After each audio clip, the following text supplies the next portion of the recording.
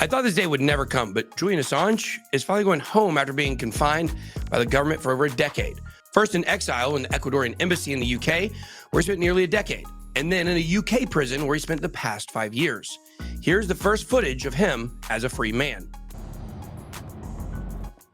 Is that right? Well, it'll have a number we don't.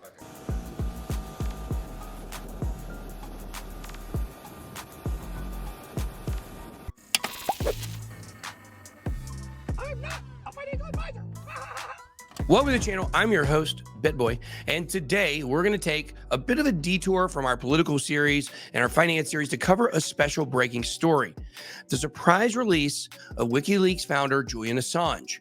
You might be wondering, why is this story so important to me and so relevant for a crypto channel? But Assange was actually a very important figure in the development of the industry. WikiLeaks itself was made possible by cryptography, and Assange even appeared on the cypherpunk mailing list where Bitcoin and other crypto assets were first discussed by developers. It's an astonishing list of names. WikiLeaks was also one of the first major organizations to accept Bitcoin as a form of payment. Let's back up a minute, though, and explain what WikiLeaks is for those of you who weren't around or weren't paying attention back in those days. WikiLeaks was a website that allowed people to safely and anonymously leak and publish classified data, which instantly made him a target for the government. Assange started the website in 2006, just a few years before the Bitcoin white paper was published.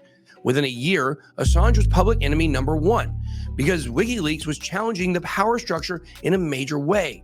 This was towards the end of the Bush administration, when the American public was starting to have some doubts about some of the wars that we rushed into after the 2001 attacks in New York City.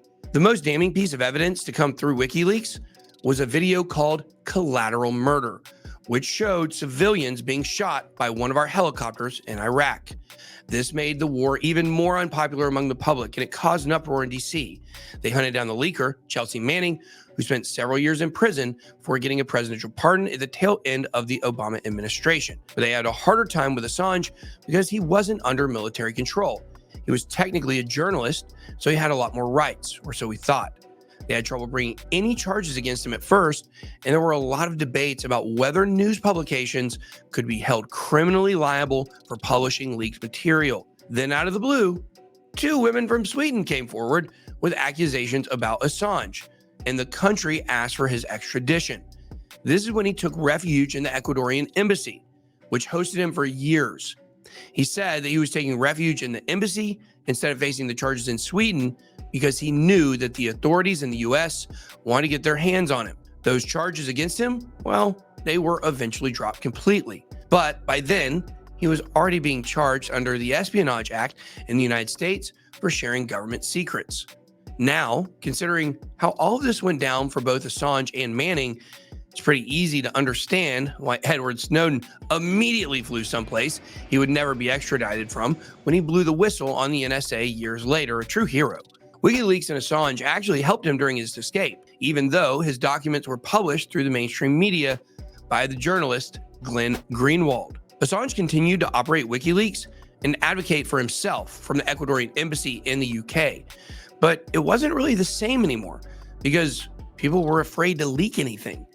There were a few major leaks over the years, but the volume really slowed down and they faded into the background until releasing a bunch of information about the Clinton campaign leading up to the election in 2016. This made Assange extremely unpopular with Democrats, who were initially pretty supportive of him during the Bush administration because he was airing out war documents, but then started to turn against him during the Obama administration. Most of the politicians on both sides of the aisle hate Julian Assange because his whole thing is exposing the powerful and protecting the privacy of the average person. This is actually the cypherpunk ethos, and it's something that he used to say a lot. Privacy for the weak, transparency for the powerful. He even wrote a book called Cypherpunks. The following clip gives some really good insight into Julian's philosophy.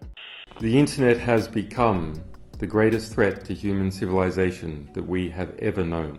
Over the last 20 years, there have been two parallel developments. On the one hand, more knowledge has been granted to more people than ever before. That transfer of knowledge to the powerless has made them more powerful. The internet, in that way, has been a tool of liberation and emancipation. On the other hand, hidden beneath the surface, more knowledge about all of us, about global humanity, every person almost in international civilization, has been collected by international spy agencies sitting on cross-border telecommunications, gaining access to institutions like Google and Facebook, collecting that information and giving it to those people who already have the greatest power. That transfer of knowledge has been the greatest theft of power in human history. In 2019, Assange was finally expelled from the embassy because political leadership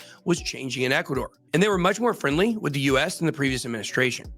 UK police carried him out of the Ecuadorian embassy in London and took him to prison, where he spent the past 5 years fighting extradition to the US, where he was facing a potential life sentence. A group of cops physically carried him out of the building as he shouted about his innocence. He was also holding a book for journalists to see, History of the National Security State by Gore Vidal. It was a crazy moment.